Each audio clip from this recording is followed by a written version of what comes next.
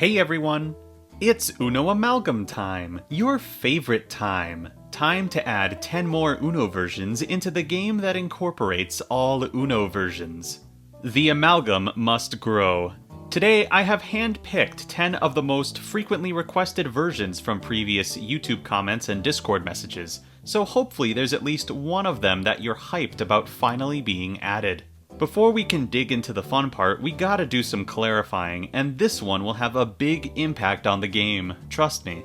Hey Luke, how close are you to getting a YouTube play button? Fantastic question. Due to a recent surge in this channel's popularity, I'm 1/4 of the way there. Thank you all for your support. It's so fun to have so many people to talk to about nerdy game stuff. I appreciate you being here. Subscribe if you haven't already, please, please, please. Okay, on to the real questions now.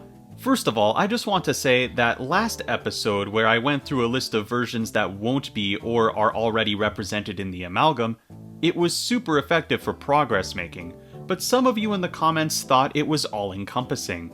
Just because I found 170 Uno versions that had nothing new in them, does not mean there are not more. From now on, I'm going to try and list a few more versions that have nothing new during clarification time if I can, to help narrow down the list even further. Between last episode and this episode, only a few more have been eliminated for obvious reasons. World's Smallest DOS and World's Smallest Uno Retro will not be making it in.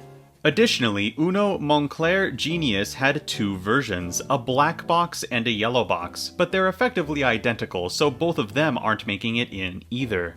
These non-unique versions will automatically be added to the rules doc as I find them, so your favorite version of Uno still might not be safe. Conversely, if any of the versions I've listed as not having anything new actually do have something new and I messed up, they'll be moved to the main list of the rules doc as official inclusions. I hope that makes sense. Also, Drunk Uno is not official, stop recommending it. Secondly, let's talk about colors. I have received so many comments asking why I'm not adding every single color known to man to Chemicards. I mean, for a lot of reasons. Colors are tied to so many mechanics that adding one new color would be a ton of new cards. So many of the new colors people suggest are only slightly different from existing colors. Magenta, violet, maroon, navy, dark green. All of these are just too similar to existing colors to reasonably add. The most common color that gets asked about is teal or cyan, because notably I replaced it with gray if we're thinking about the Uno Flip color palette. Think of it like this. If your grandma is playing this game and she has any chance of mistaking one color for another color, that means those two colors are not distinct enough from each other. This is why gray is here in place of cyan, because it's much more distinct. That all being said, I'm not afraid to add new colors. Allow me to prove that point.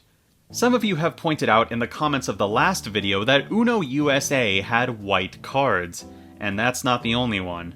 And I have to agree, if there was one color that was worthy of inclusion other than the ones that are already included, it would be white. So I'm going to add white cards to the game, and Uno USA will be moved into the main list to represent that fact. After adding white to the color palette of this game, however, I came to the realization that there are now an odd number of colors, and my brain does not like that. I feel like I've said that before. I immediately began thinking of which non-included colors would be distinct enough to warrant another color. I settled on the color brown. Now hold on! Stop typing. I already know what you're going to say. Brown is just dark orange. That's what you were typing, wasn't it? Obviously, according to color theory, you're correct, but brown is a lot more distinct as a color.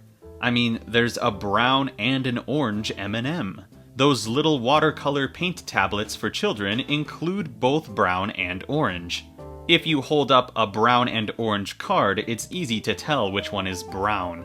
Brown is distinct enough to earn its place in the Amalgam, so I went to my Discord server and asked the community if there were any Uno versions that had brown cards. And yep, there's a few, even one I included in the last video. So that one will be moved up to the main list as well.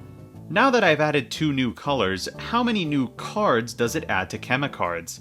The answer is 126. This includes the cards from the base game getting their recolor, and the additions that have been placed on every color until this point. So yeah, there you go. There are 10 colors now. There will be a lot of changes to the rules document because of this inclusion, so please be patient while I update it. With all of that color stuff being said, I really don't think there will be a need for any new colors. I think I've covered the color spectrum pretty well, and now the number of colors matches the number of letters in the word chemicards, so it even fits thematically. Sorry, cyan enjoyers. Clarification time over. I won't keep you waiting any longer. Let's add some fan-favorite Uno versions to the Amalgam. Starting us off, we have Uno Edition 131, Uno Angry Birds. Only one new card to talk about as per most of these theme decks, the Wild King Pig card. When you play this card, choose a color. Starting with the player on your left and going clockwise, draw one card from the draw pile and give that card to that player. Do this until you draw a card that matches the color you chose. You're included in this mechanic, and players are able to receive an unequal amount of cards. Wild card slap. Edition 132 is yet another video game title, Uno the Legend of Zelda. On a side note, I love that this version includes artwork from the entire Zelda series rather than just one. Overall, this version is really pretty in my opinion. This one has the Wild Triforce card. When you play this card, the next player must either play a 3, 6, or 9 number card on top of it without triggering effects. If the player cannot do this, they must draw 3 cards. Simple but effective, and adds to the absurd hand management this game will have. Speaking of more video games, let's talk about another official Uno video game, Edition 133, Uno 52. I'll be honest, there's a lot to this game, but I think the best way I can represent it in the Amalgam is by adding something I probably should have added when I talked about Uno Wild Twists. Actually, that's a lie. I've had this planned ever since I added Wild Twists. Face cards are getting added to the game, so here's how face cards are going to work. Firstly, they'll be getting the new number treatment, where they'll each be placed on each color once. That's 20 new cards total. And yes, for the most part, these will function as new numbers, but now they're letters. How silly is that? What makes letters different from numbers is their value. Just like in some card games, the face cards will be worth more than even the largest number. So yes, all letter cards are worth more than 99, which makes them very powerful for warlike effects. Additionally, they will keep their traditional value in comparison with each other. The order will go Jack, Queen, King, and then Ace being the most powerful. So just to be clear, if any face card is in competition with a number, the face card automatically wins. If a face card is in competition with another face card, refer to the order I just talked about to determine who wins.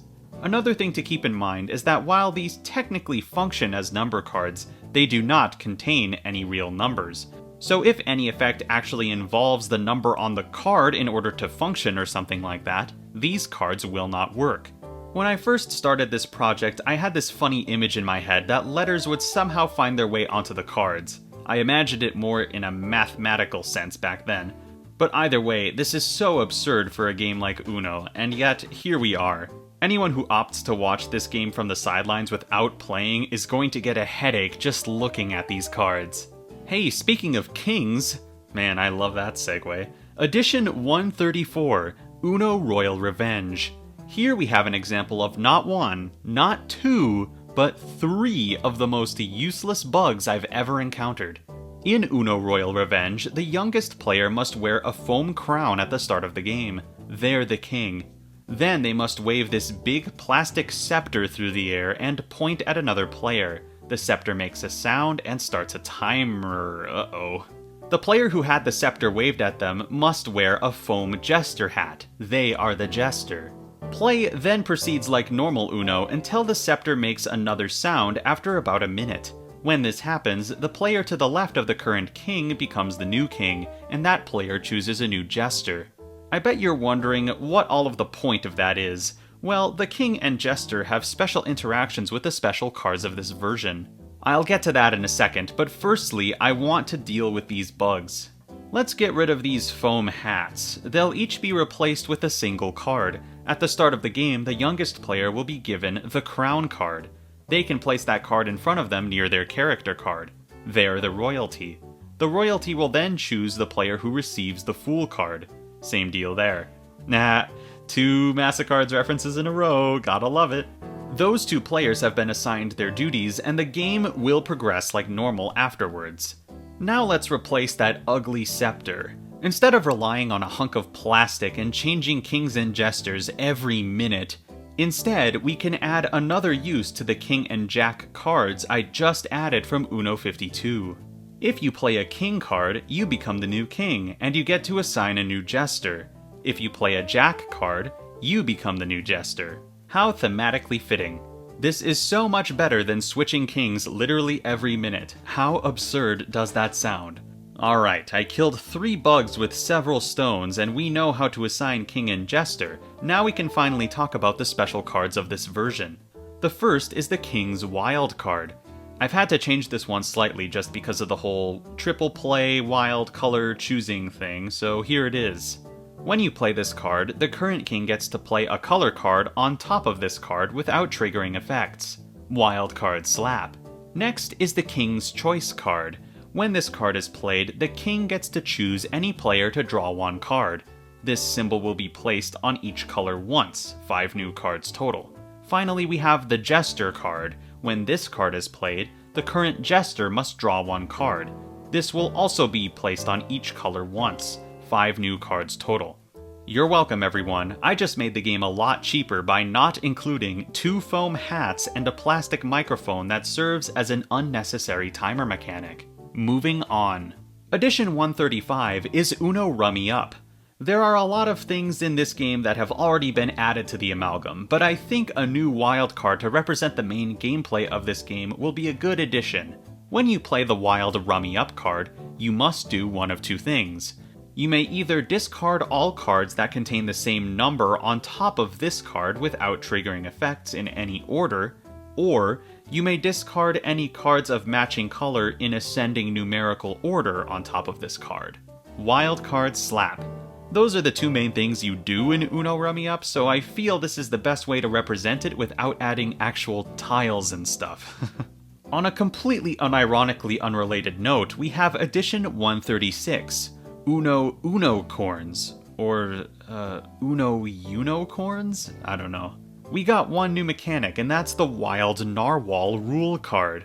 When you play this card, starting with you and progressing in the current direction of play, all players must draw 1 card from the draw pile without looking at it. Then they must hold it up to their own forehead, out of their own vision, but in plain view of all other players. From that point on, when a player's turn comes around and they are still holding the card near their forehead, they must guess what the color of the card is. If they're holding a wild card, any guess is correct. If the player correctly guesses their color, they get to discard that card onto any discard pile without triggering effects, and then they can take their turn like normal. If they guess incorrectly, their turn automatically ends and the next player starts. You effectively cannot play cards or play normally until you guess your color correctly. Yet another fun minigame-like card. I can see why you guys like this one. Wild card slap. The next edition is likely the true most popular request on this channel, Edition 137, Uno Colors Rule. This has a lot of similarities to Uno Power Grab, so I can see why it's popular. It even has these little guys on the cards. They seem very friendly. Firstly, there will be 4 color power cards added. These cards will be placed near the center of the play area for all to see. Each card is one of the 4 main Uno colors, and they each have unique powers which can be controlled by a player if a player plays a specific card. Here are the color power card abilities. When you control red, you can give all of your red cards to any one player at any time. When you control yellow, you're completely immune to all skips, reverses, draw 2s, draw 4s, and the ability of the red color power. When you control green, if at any point you can't make a match on your turn, you can instead draw the top card of the draw pile and play it on any pile regardless of if it is a match or not. This would count as your 1-turn action. When you control blue, you may play up to 2 playable cards on your turn. As you can see, these are incredibly busted, so you'll definitely want to get your hands on these if possible. Now there are 2 ways to control these color powers. The first of which are 4 wild color character cards. These are all getting wild card slaps, and they each have one of the 4-color character symbols placed on them. When you play one, you gain control of the corresponding color power. Then there's one extra card getting a wild card slap called the Wild Color Choice card. When you play this card, you can choose any color power and take control of it. But you're definitely going to choose blue, because blue is the best one. Think of the synergies, the 500 IQ plays you could make. The unmatched power of the blue color power card is all you need. Just the blue color power card. Edition 138 is Uno Play with Pride. Now, admittedly, this version doesn't have any new mechanics per se, but there is one unique feature, and you may have already noticed it on the front of the box. That's right, it's this card right here. This is what the wild card of this version looks like. Instead of being black, it's a rainbow, and I think that's super cute. So in Chema cards, one of the wilds will be a rainbow instead of black. It won't change the functionality of it at all, it'll just look awesome. Edition 139 involves a particular character that keeps showing up. Uno Spider Sense Spider-Man 2012. This version has the Wild Spider Sense card. When you play this card, all other players must publicly reveal either a 2, 6, or 9 number card from their hand. If they don't have one, they must draw 2. There are actually a lot of cards like this across the different theme decks, with the main difference being the numbers you need to show to not get penalized.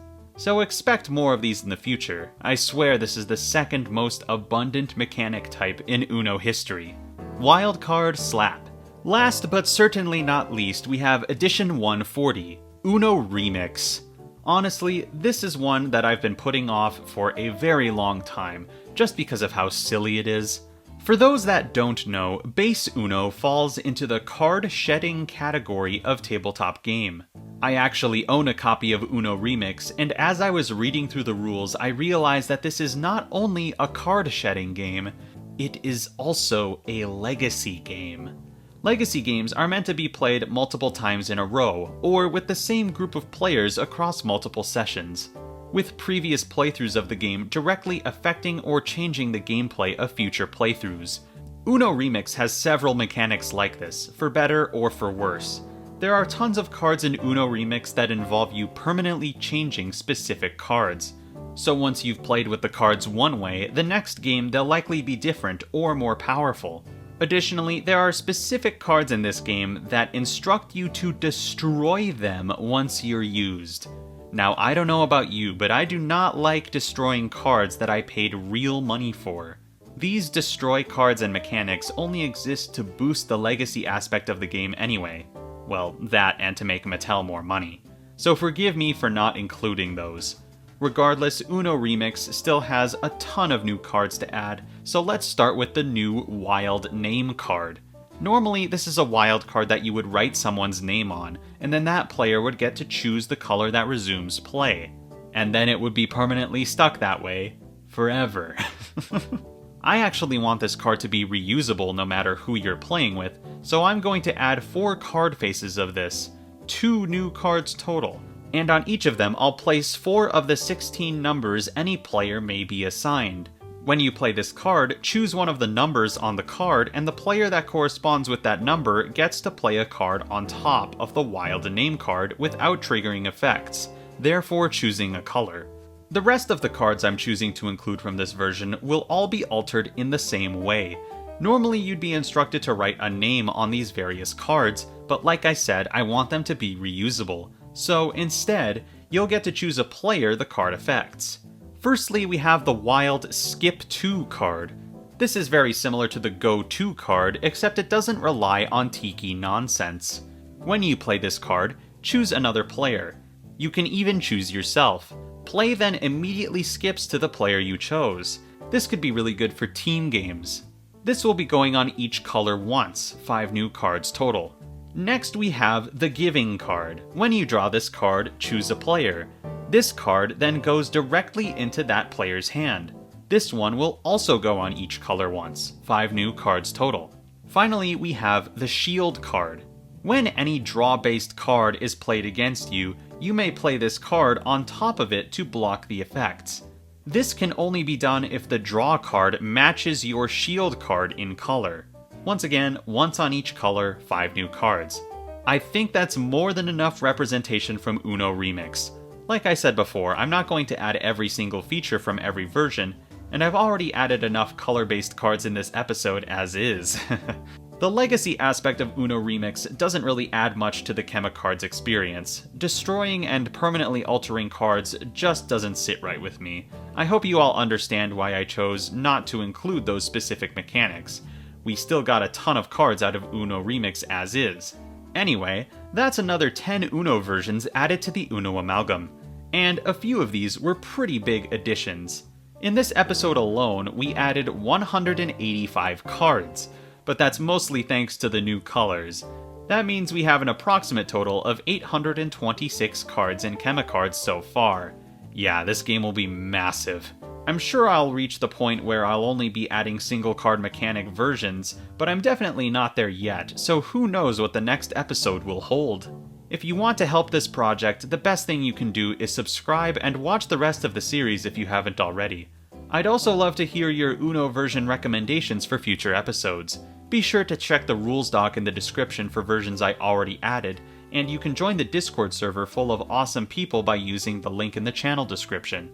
It is once again thank you time. The Amalgamation Donation Club is filled with super cool people like DJ Gamma, That Protogen 2456, H2O Wizard 57, Ava CZ, Swappy Star, Skyral of the Stars, Fallen Angel Viox, and last but certainly not least, Omicromium. Thank you all so much for donating. It helps far more than you probably realize. With that, I think it's time to end the video. Once again, be sure to like the video if you in fact liked the video. Thank you all for the tremendous support recently, and I'll see you all in the next one.